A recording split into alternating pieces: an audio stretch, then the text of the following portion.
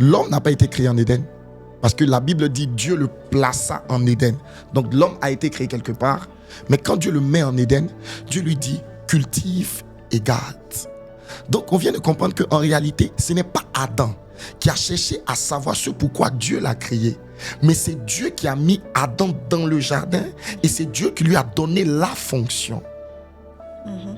Donc, qu'est-ce qui a permis? Mais à partir du moment où l'âme de Adam s'est déconnectée de Dieu, parce que quand Dieu est venu, il a mangé la pomme, il a fui. Donc il y a eu une déconnexion au point où Dieu lui dit, mais où es-tu? Donc quand Dieu vient, Dieu lui dit, sors, parce qu'il n'y a plus la relation qu'il y a entre toi et moi. Et quand Adam sort, Adam souffre. Dieu lui dit, tu mangeras la sueur de ton front. Parce que quand l'état de ton âme produit ce que tu fais, tu ne fournis pas assez d'efforts.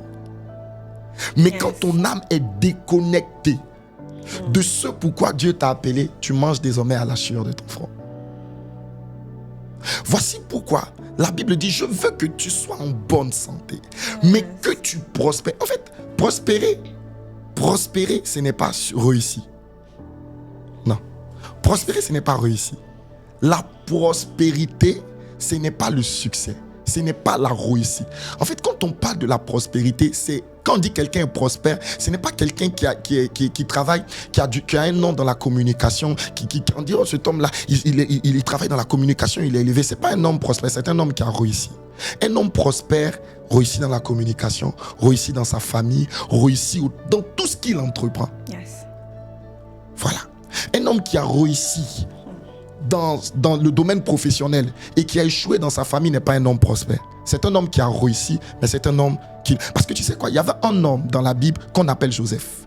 Joseph était un homme prospère. Comment ça? Parce que regarde toutes les étapes de la vie de Joseph. Dans sa famille, il était le plus élevé. Ok? Quand il arrive chez Potiphar, on le vend en tant qu'esclave. Il est le plus grand des esclaves. Quand on le met dans la prison, en tant que prisonnier, il est le chef des prisonniers. Ça veut dire que peu importe comment sa vie se passe, il est toujours meilleur partout où il va. C'est ça qu'on appelle un homme prospère. Un homme prospère, c'est comme un homme qui réussit. C'est un homme qui réussit dans tout ce qu'il entreprend. C'est pour ça que Dieu ne nous demande pas d'avoir du succès seulement. Dieu nous demande d'être prospère. Et tout ça, ça dépend de ton âme. Parce que la prospérité dépend de ton choix. Et tu ne choisis qu'en fonction de ta croyance, de ce que tu sais. Un homme ne